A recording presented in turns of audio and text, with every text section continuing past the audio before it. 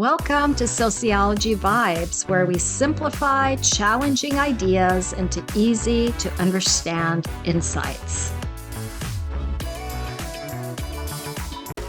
Today, our focus is on the explanation of the symbolic interactionist theory on culture. Symbolic interactionism is a micro-analysis theory of how society works. It focuses on everyday interactions between people. Symbolic interactionists believe that people, through their relationships and interactions, socially construct reality using symbols, including verbal and nonverbal language in their everyday lives. Culture refers to shared beliefs, values, norms, and practices that shape how people think, behave, and interact across a society. Let's look at some more examples of culture from the symbolic interactionism perspective. Symbols and social scripts. Symbols are representations for objects, words, actions, and they're learned through interactions. For example, a wedding ring is not just a piece of metal, but to many people it symbolizes love, commitment, and tradition. Wearing a hoodie, depending on the social environment, can be seen as casual or suspicious, depending on the situation. These examples show that meanings are not fixed, rather, they are dependent on the context in social environments. Shared meanings are often what sociologists refer to as social scripts, or the unspoken rules for how to behave in everyday situations and social environments. We learn to stand in line instead of cutting, shake hands when greeting someone, or say thank you in certain interactions. We don't usually think about these actions, yet we're constantly following these social scripts that guide our interactions and understandings of social life in our everyday lives. The social construction of reality. Symbolic interactionism sociologists use the concept of the social construction of reality, meaning that people create a shared subjective reality using verbal and nonverbal communication in their everyday lives. This means that nothing has meaning until people agree on one. There's nothing natural about a handshake.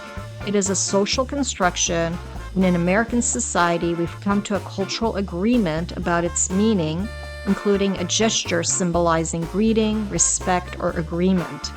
In various cultures, people might bow or kiss on the cheek instead. In that context, a handshake might feel impersonal or even rude. When we think about culture, it's not just food, music, or traditions. It's the meanings we create in everyday life and how those meanings influence the way we understand social life. Labels and interpretations. As we interact with people, we continually make interpretations of what people are thinking and nonverbally communicating, and they do the same with us. For example, when meeting someone for the first time, in just the first few seconds, we already have a story in our minds about who this person might be.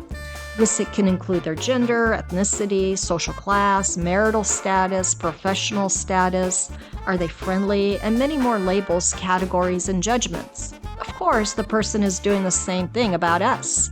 These unspoken judgments or labels impact on how we interact with the person and how they interact with us.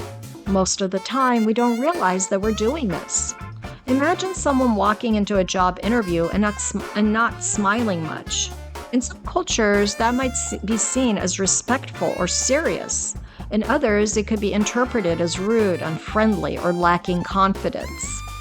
These interpretations turn into labels by the interviewer, like professional, awkward, or unapproachable.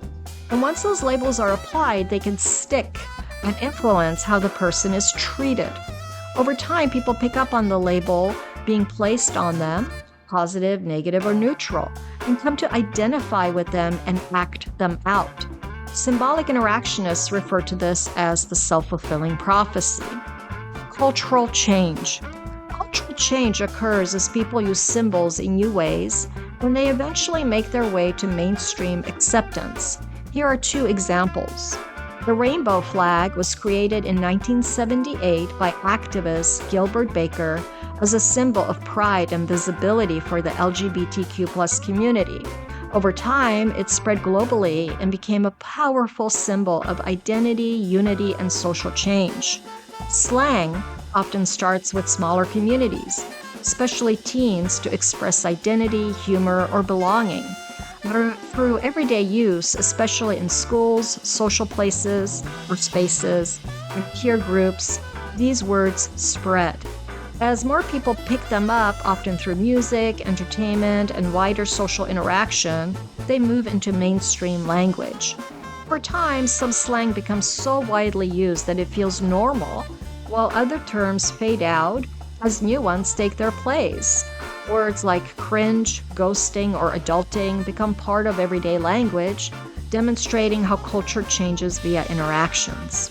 Symbolic interactionism helps us become more aware of the meanings we attach to people, situations, and behaviors.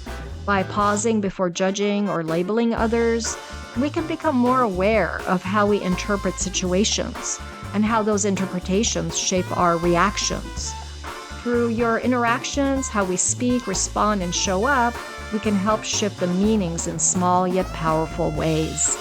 And this makes sociology fascinating, don't you think? Thank you for watching. Be sure to comment below with your thoughts, questions, or any topics you'd like us to explore next.